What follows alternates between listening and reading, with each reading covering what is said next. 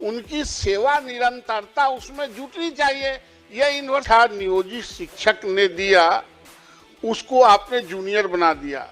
तो जो सक्षमता परीक्षा दिया है वो 15 साल, 10 साल, 17 साल, 18 साल तक लगातार वो कार्य करता रहा शिक्षण संस्थानों में, और उसके 15 साल, 18 साल के निरंतरता आप नहीं जोड़ेंगे तो वह डिमोरलाइज फील करते हैं। और दुनिया में कहीं ऐसा नहीं है कि एक ही काम में हम लगे रहे हों और हमको वो वरीयता का लाभ नहीं मिले।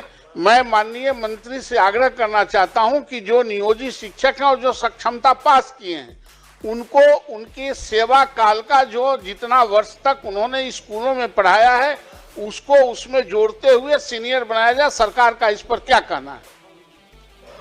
एक मिनट पूछिए।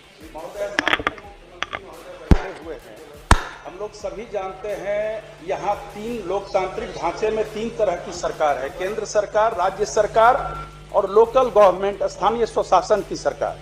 और उसके तहत माननीय मुख्यमंत्री जी ने उस समय नियोजन इकाई के द्वारा नियुक्ति करवाया।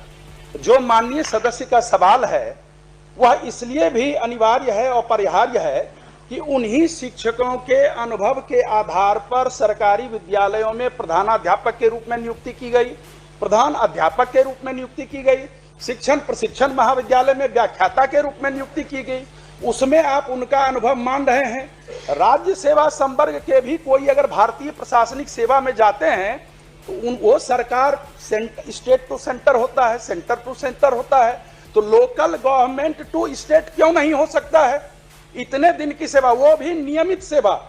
मुख्यमंत्री महोदय ने पहले वो ठेके पर थे नियुक्त, कॉन्ट्रैक्ट पर, और मुख्यमंत्री महोदय ने 60 वर्ष की सेवा उनकी भी की जितनी सरकारी कर्मियों की, सरकारी शिक्षकों की सेवा थी।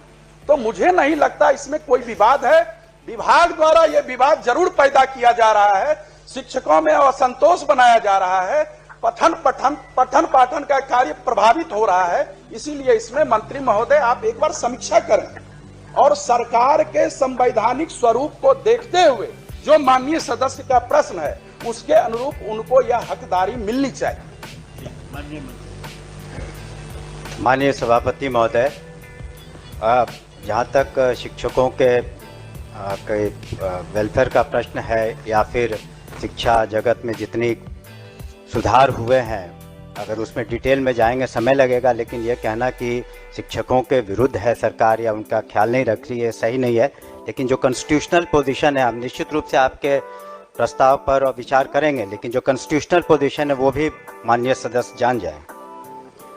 स्थानीय निकाय शिक्षकों की नियमावली भारत के संविधान के अनुच्छेद 247(6) के तहत अधिसूचित की गई है, जो राजकर्मी श्रेणी के तहत नहीं होते हैं। तो ये कॉन्स्टिट्यूशनल पोजीशन है, लीगल पोजीशन है। उसके बावजूद भी मैंने कहा कि हम उस पर विचार करेंगे, लेकिन जहाँ तक लीगल पोजीशन और कॉन्स्टिट्यूशनल पोजीशन की बात है, सरकार उस पर सही है और जो हमारा विभाग है वो भी सही है। किसी को तंग तबाह करने के ख्याल से इस तरह की कोई मंशा नहीं है। हम लोगों ने तो जहाँ तक हो सका है शिक्षकों के हित में सारी कार्रवाइयाँ की हैं। अभी आप देख ही रहे हैं जो नियुक्तियाँ हों या उनके अन्य जो भी उनके हित के कार्य थे, 2 लाख करीब 50,000 से ज़्यादा जो शिक्षक थे वो तो पास कर चुके हैं सक्षमता परीक्षा में और वो राजकर्मी का दर्जा पा रहे हैं। महोदय हम भटक गए। मैं यह संजीव जी ने भी कहा कि आपने हेडमास्टर बनाया तो उसकी वरीयता को काउंट किया कि नहीं? आप बीपीएससी में सरकार ने एक योजना लाई कि नियोजित शिक्षकों को हम परमानेंट करके राज्यकर्मी का दर्जा देना चाहते हैं। आप दिए, वो परीक्षा दिया, लेकिन उसका पोंछ काट देने का आपने तो नहीं कहा था कि आपका जो पोंछ लगा हुआ है 18 साल का, 20 साल का, वो हम काट देंगे। और सरकार नियुक्त की थी, चाहे वो जिला में जिला परिषद का हो या कॉरपोरेशन में हो, जहां कहीं भी जहां कहीं भी नियुक्ति हुई है महोदय, वो सरकार के आदेश पर हुआ है। 60 साल तक आपने उसको रखने का वादा किया इसी सदन में। हम सिर्फ यह चाहते हैं कि जो 18 साल 20 साल से काम कर रहे हैं उनकी सेवा निरंतरता उसमें जुटनी चाहिए। ये यूनिवर्सिटी एक्ट में भी है, दुनिया में ऐसा नहीं होता है कि एक ही काम कर रहे हैं, हम प्रमोशन के लिए छलांग करने जा रहे हैं बीपीएससी में देकर टेस्ट कराने, तो हमारा पोंछिए काट दीजिए। इसलिए महोदय मैं पुनः यह कहता हूं कि उनकी जो सेवा निरंतरता है उसमें जोड़ी जाए। अनुभव जितने दिन का अनुभव है, और आज अभी यूनिवर्सिटी सर्विस कमीशन के पूर्व चेयरमैन बैठे हुए हैं और वर्तमान चेयरमैन भी बहाली कर रहे हैं।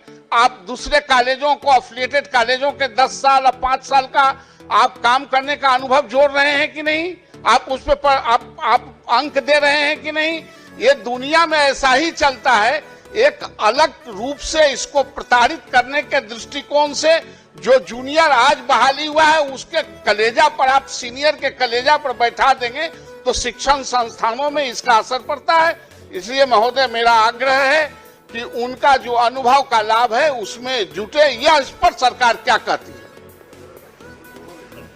सभापति महोदय, प्रताड़ना की तो बात मेरे समझ के परे है और शायद इस सदन के समझ के भी परे है। शिक्षकों को जहाँ तक सुविधा दी जा रही है, एक चीज़ माननीय सदस्य भी बताना चाहेंगे, चूँकि उन्होंने लीगल प्रोविज़न की बात की और हमने भी किया, तो क्या जो सक्षमता पास करने के पहले जब वो जो शिक्षक थे जिसे नगर निकायों ने या पंचायती राज व्यवस्था के अधीन उन्हें नियुक्ति दी गई, उन्हें टेम्परेरी स्तर पर या कॉन्ट्रैक्चुअल पर, तो वो हकदार नहीं थे न्यू पेंशन पॉलिसी के उस वक्त जब आप वहाँ पर जब आपकी नियुक्ति थी या आपको जब पंचायती राज व्यवस्था के तहत आपको शिक्षक के रूप में रखा गया, तो उस वक्त आप तो न्यू पॉलिसी स्कीम के एनपीएस के तहत पेंशन स्कीम के हकदार नहीं थे।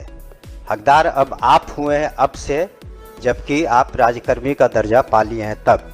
इसलिए प्रताड़ना की कहाँ से बात हो रही है? वो तो उनके सुविधा के लिए हम लोग ने सक्षमता परीक्षा की और उसको हम लोगों ने राजकर्मी का दर्जा दिया।